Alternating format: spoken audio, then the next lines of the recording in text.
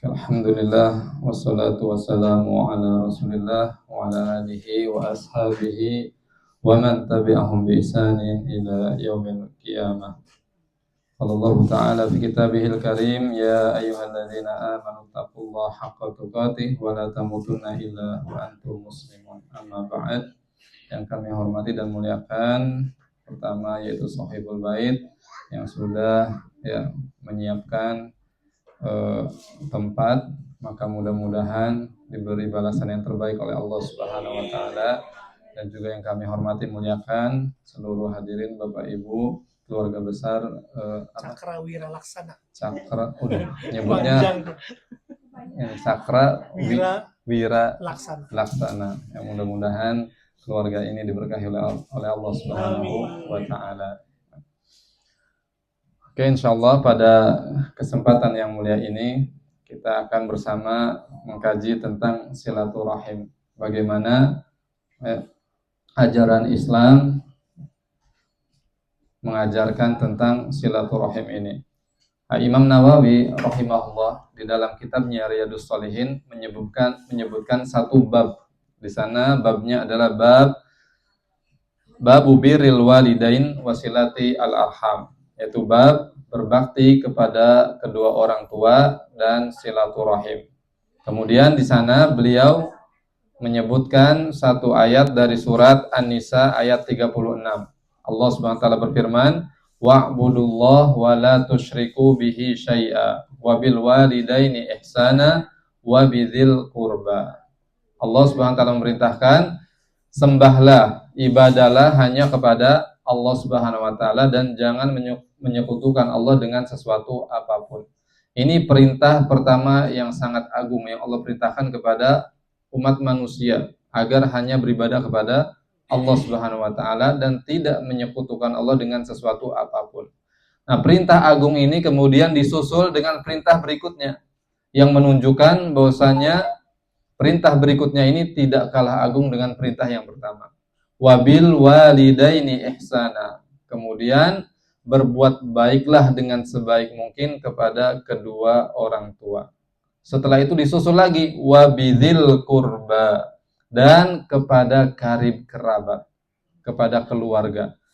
Nah, para ulama ketika menyebutkan bidzil qurba menafsirkan kalimat ini maksudnya adalah karib kerabat itu yang ada hubungan rahim dengan kita, baik dari pihak ayah ibu ke atas atau pihak ayah ibu ke bawah atau pihak ayah ibu ke samping. Artinya ayah ibu, kakek, nenek, kemudian paman, bibi atau tante, om ya, kemudian ponakan, sepupu. Nah, semua ini masuk ke dalam karib kerabat yang mana kita diperintahkan oleh Allah Subhanahu wa taala untuk menyambung tali rahim dengan mereka semua.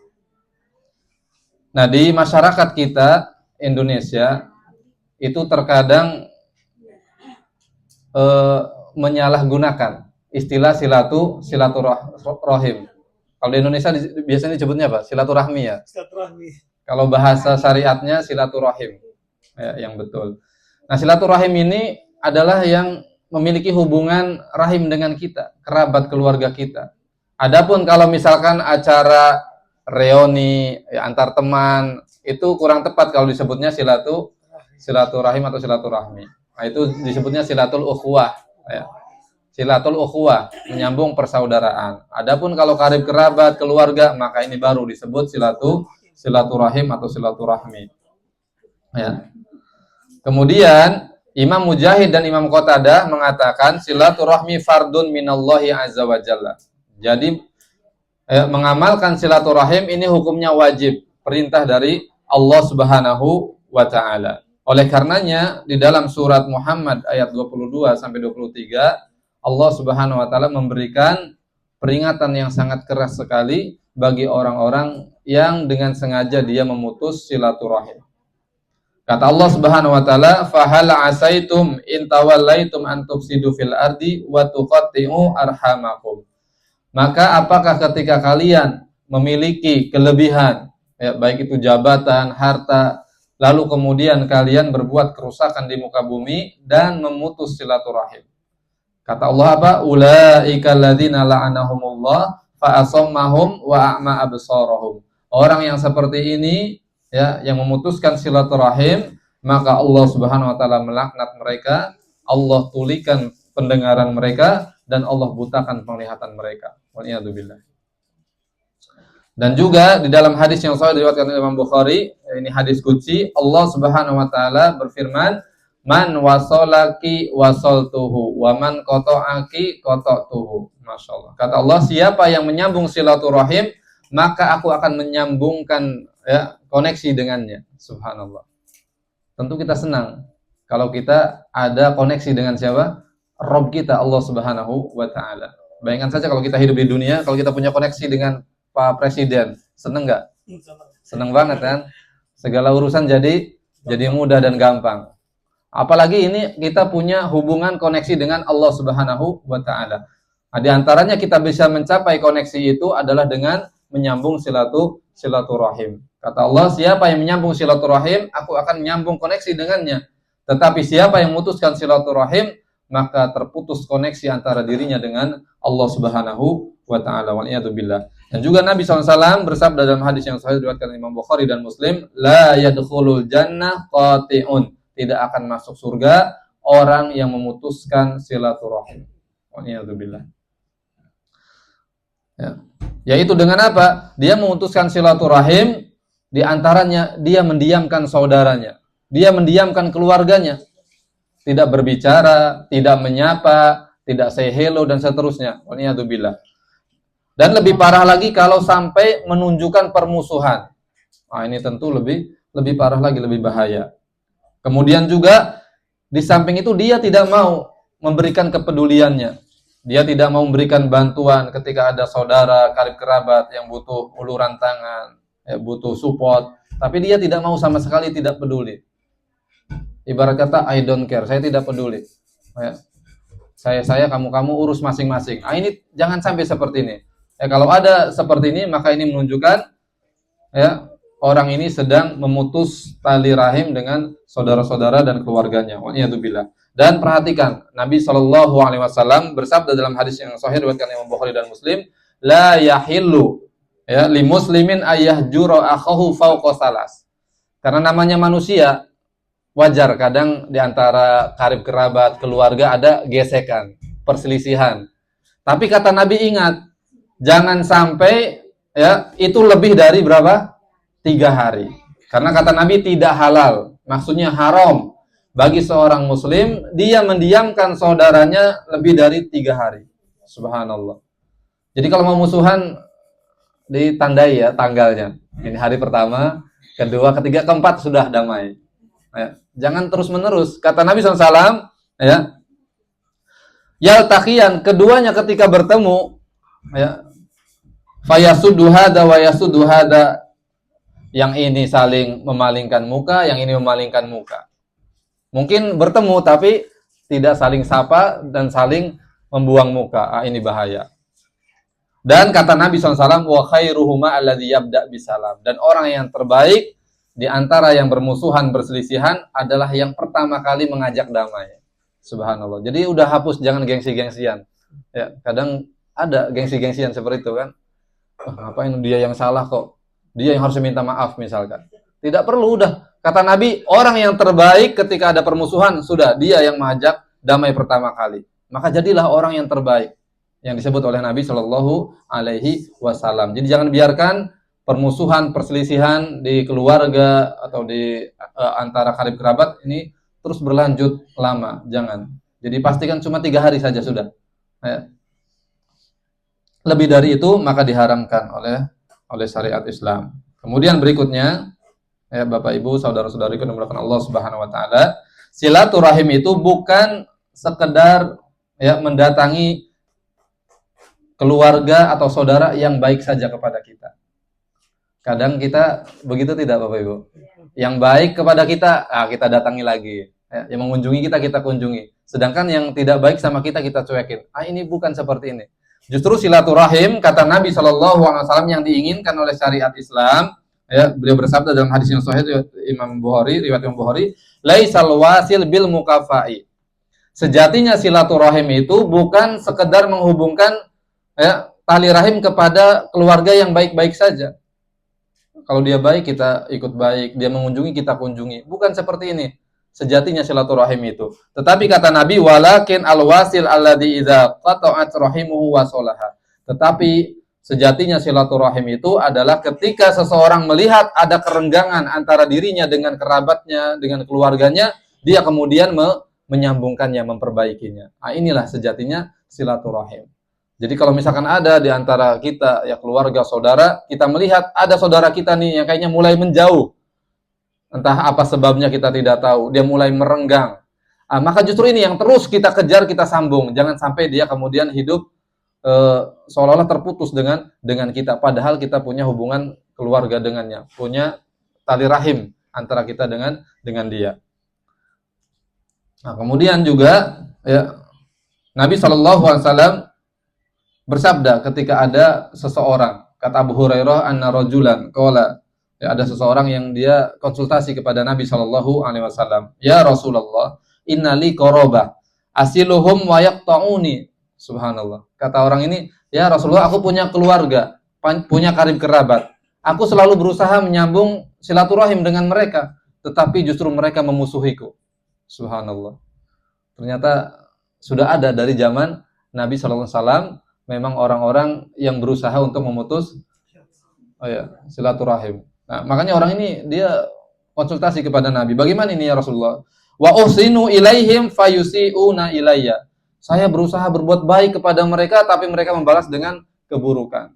Kemudian kata Nabi SAW berkata kepada orang ini, la in kunta kama qulta faka'annama tusifuhum al-mal wa la yazalu maka minallahi dhahirun alaihim madum ta'ala dzalik. Engkau akan selalu mendapatkan pertolongan dari Allah Subhanahu wa taala, dan mereka karib kerabatmu, keluargamu yang justru memusuhimu, mereka dalam keadaan bahaya, terancam mendapatkan azab dari Allah Subhanahu wa taala. Waliyadzubillah. Justru kita harus welcome ya, kalau ada saudara kita yang datang kepada kita. Jangan sampai curiga dulu yang dikedepankan, minjem duit nih. Ya. Ada kakak atau adik datang, "Dek lagi di rumah ya, kakak main ya." Waduh, mau minjem duit nih pasti nih. Jangan kedepankan curiga seperti itu. Suudzon, husnuzon. Alhamdulillah ada kakak baik. Datang nih ke sini pasti bawa keberkahan. Nah, seperti itu harusnya ya. Jangan seperti orang ini ya, yang kasihan sekali kan, dia sudah berusaha berbuat baik dan seterusnya memperhatikan karib kerabatnya, saudara-saudaranya, tapi kemudian saudara-saudaranya tidak peduli sama dia. Nah, ini kasihan ya. Kemudian yang berikutnya ya, Bapak Ibu, saudara-saudariku yang dimuliakan Allah Subhanahu wa taala, Nabi SAW mengaitkan silaturahim itu dengan iman kepada Allah dan hari akhir. Di dalam hadis yang sahih diriwayatkan Imam Bukhari dan Muslim, Nabi SAW bersabda, "Man kana yu'minu billahi wal yaumil akhir falyasil rahimah." Jadi siapa yang beriman kepada Allah dan hari akhir, maka hendaknya dibuktikan dengan silaturahim. Nah, maka mudah-mudahan ya, acara ini ya, kumpul seperti ini, silaturahim, ini menunjukkan keimanan kita yang kuat kepada Allah Subhanahu wa taala dan juga kepada hari akhir. Kemudian juga Allah Subhanahu wa taala menyebutkan di antara sifat penduduk surga adalah mereka dahulunya di dunia senang dan gemar menyambung silaturahim. Di dalam surat Ar-Ra'd ayat 23 sampai 24, Allah Subhanahu wa taala berfirman, "Jannatu 'adnin yadkhulunaha wa man salaha min abaihim wa azwajihim wa dzurriyyatihim wal malaikatu yadkhuluna 'alaihim min kulli bab salamun 'alaikum bima sabartum fa ni'ma uqbaddar." Jadi surga Aden yang dimasuki ya oleh orang-orang soleh, bapak-bapak mereka yang memasukinya, pasangan mereka, anak keturunan mereka, dan malaikat masuk ya, mengunjungi mereka dengan mengatakan kesejahteraan untuk kalian oleh sebab kesabaran kalian, maka inilah sebaik-baik tempat tinggal untuk kalian, yaitu surga Aden. Dan di ayat 21-nya Allah menyebutkan sifat mereka ketika di dunia, walladzina yasiluna ma amarallahu bihi ayyusala wa yakhshawna rabbahum wa yakhafuna su'al hisab. Yaitu mereka dahulu ketika di dunia senang dan gemar menyambung silaturahim yang mana itu diperintahkan oleh Allah Subhanahu wa taala. Masyaallah. Ya, kemudian berikutnya Bapak Ibu saudara-saudari yang dimuliakan Allah Subhanahu wa taala, silaturahim tidak sekedar kunjungan. Ya, meskipun itu juga ada pahalanya, ada hitungan pahalanya di sisi Allah. Tetapi ada yang sangat utama. Jadi kalau kita silaturahim kepada keluarga kita, ya, kepada orang tua, kepada kakak, adik, paman, bibi, maka jangan sampai kita cuma nyetor muka saja. Bawalah sesuatu, oleh-oleh atau buat tangan ya. Apa meskipun sekedar makanan kecil atau apa, meskipun dikasihnya untuk ponakan gitu, untuk anak-anaknya. Jadi bawa sesuatu supaya kita mendapatkan pahala yang berlebih dari Allah Subhanahu wa taala. Di dalam surat Ar-Rum ayat 38 Allah berfirman, "Fa'ati dzal qurba haqqahu wal miskin wa ibnas sabil. Dzalika khairul lil ladzina yuriduna wajhallah wa ulaika humul muflihun." Jadi berikanlah karib kerabat itu haknya, dan juga orang miskin dan juga ibnus sabil. Yang demikian itu adalah lebih baik bagi orang-orang yang benar-benar mengharapkan wajah Allah Subhanahu wa taala, dan mereka inilah orang-orang yang beruntung. Dan perhatikan bagaimana Imam Mujahid ketika menafsirkan ayat ini. La tuqbal shadaqatun min ahad wa rahimuhu muhtajah. Allahu akbar. Tidak diterima sedekah dari seseorang di antara kalian yang diberikan kepada orang-orang yang jauh, sedangkan ada keluarganya, karib kerabatnya yang lebih membutuhkan. Subhanallah. Ini menunjukkan bahwasannya kalau kita punya harta berlebih, maka yang harus kita perhatikan terlebih dahulu adalah siapa? Keluarga, karib kerabat. Jangan sampai orang entah siapa, ya, kita tidak punya hubungan keluarga, tidak punya hubungan darah, bukan karib kerabat kita begitu perhatian sama dia. Sedangkan ada di antara keluarga kita, karib kerabat kita yang betul-betul membutuhkan untuk kita beri bantuan, ternyata kita abaikan. Makanya kata Imam Mujahid di sini, la tuqbal shadaqah min ahad. Tidak diterima sedekah siapapun yang dia bersedekah kepada orang lain, sedangkan rahimuhu muhtajah, ada keluarganya, saudaranya yang lebih membutuhkan. Dan hal ini juga disabdakan oleh Nabi SAW kepada Maimunah, salah seorang istri Nabi SAW, ketika Maimunah membebaskan budaknya. Jadi Maimunah punya budak, kemudian budaknya dibebaskan.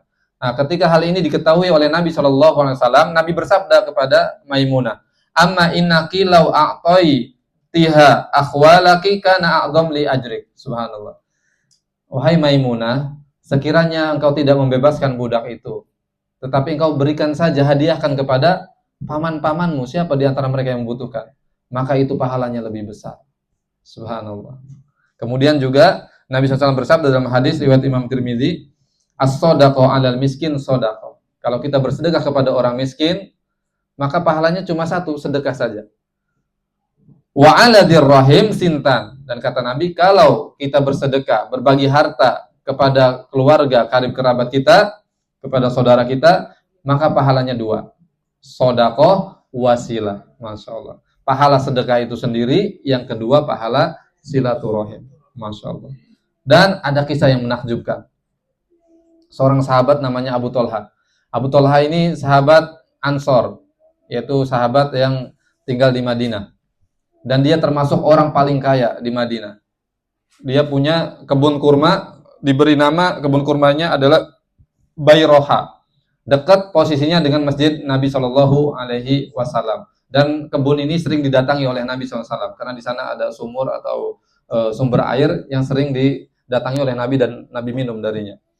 Nah, ketika turun firman Allah surat Al-Imran ayat 92, "Lan tanalul birra hatta tunfiqu mimma tuhibbun." Kalian tidak akan mendapatkan pahala yang sempurna sampai kalian menginfakkan, mensedekahkan harta yang kalian cintai. Subhanallah. Karena umumnya manusia ketika bersedekah dengan harta yang dicintai atau yang sisa-sisa. Nah, perhatikan bagaimana respon sahabat ketika ayat ini turun, luar biasa.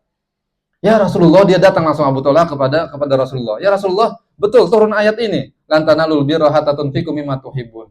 Tidak dapat pahala yang sempurna di sisi Allah sampai engkau menginfakkan, mensedekahkan pahala yang engkau cintai. Kemudian kata Abu Thalha, ya Rasulullah, aku punya kebun dan kebun ini paling aku cintai. Harta yang aku cintai yaitu kebun Bayroha. Dan ya Rasulullah, aku sedekahkan kebun ini. Terserah engkau ya Rasulullah, bagaimana engkau membagikannya. Kemudian kata Rasulullah apa? Qad sami'tu ma qulta. Sebelumnya Nabi mengatakan, "Bah dzalika malun rabih, dzalika malun rabih." Mantap Abu Thalha. Ini harta yang beruntung, ini harta yang beruntung. Kemudian kata Nabi, qad sami'tu ma qulta. Aku sudah mendengar apa yang engkau ucapkan. Wa inni ara an taj'alaha fil aqrabin. Subhanallah. Jadi Nabi mengarahkan kepada Abu Thalha agar kebun kurma yang dia cintai dibagi-bagi kepada siapa? Karib kerabatnya, kepada keluarganya. Subhanallah. Ini petunjuk dari Nabi Shallallahu Alaihi Wasallam kepada Abu Thalha, yang dia punya harta yang paling dia cintai dan yang paling berhak untuk menerima itu adalah saudara-saudaranya, karib kerabatnya. Jadi kata Nabi, berikanlah, bagikan kepada saudara-saudaramu. Di sana ada yang membutuhkan, ya, mungkin pamanmu, bibimu, atau orang tuamu, ya, saudara-saudaramu, ponakanmu, dan bagi-bagi kepada mereka. Masya Allah. Ini catatan yang sangat penting sekali bagi kita, ya, Bapak Ibu saudara-saudariku yang dimuliakan Allah SWT. Bahwasanya kapan kita memiliki kelebihan harta, maka pastikan kita memulai terlebih dahulu, kita berikan, kita sumbangsikan kepada saudara, karib kerabat, ya. Kemudian ada perkataan Imam Hasan Al-Basri, ya, bahwasanya al-muwasa fil yusri wa qaulun maisur fil usri. Masya Allah. Ini bagus kata Imam Hasan Al-Basri rahimahullah ta'ala. Jadi di antara bentuk hak kerabat yang harus kita tunaikan adalah kita mewujudkan kepedulian. Jadi empati kepada saudara-saudara kita. Saat kita lapang punya harta, maka dibagi, ya, kepada saudara-saudara kita. Jadi jangan sampai pelit kepada saudara. Kalau ada kelebihan harta di luar kebutuhan kita, maka kita bagi kepada saudara-saudara kita. Dan kalau dalam keadaan sempit, kata Imam Hasan Al-Basri, maka hendaknya selalu ada ucapan-ucapan yang baik kepada saudara, kepada keluarga. Masya Allah. Kemudian yang terakhir, Bapak Ibu saudara-saudari yang dimuliakan Allah Subhanahu Wa Taala, Nabi mengabarkan, ya, tentang keutamaan atau buah dari silaturahim. Nah, pasti maulah, ya, kita dengan keutamaan ini. Siapa yang pengen hartanya dibanyakan oleh Allah? Ada? Enggak ada. Semua, ya. Ada yang pengen usianya ditambah? Oh, ada. Mau tambah, ya, kakek sama nenek. Masya Allah. Kita bacakan hadisnya, ya. Hadis sahih riwayat Imam Bukhari dan Muslim. Kata Nabi SAW, man ahabba ayyubsata lahu fi rizki. Siapa yang senang jikalau rezekinya dilapangkan. Wa yunsa'u lahu fi asari, dan senang kalau usianya ditambahkan. Fal yasil rahimah, maka hendaknya dia menyambung silaturahim. Masya Allah. Jadi silaturahim ini amalan yang sangat menakjubkan, ya. Kita mendapatkan pahala yang besar dari Allah, dan kemudian kita akan mendapatkan buahnya, yaitu harta kita akan ditambahkan oleh Allah Subhanahu wa Ta'ala, dan juga usia kita akan dipanjangkan oleh Allah Subhanahu wa Ta'ala. Tapi kemudian ada ulama yang menjelaskan, kalaupun misalkan harta kita dalam secara kuantitas, ya, tidak bertambah, segitu saja, maka yang ditambah keberkahannya.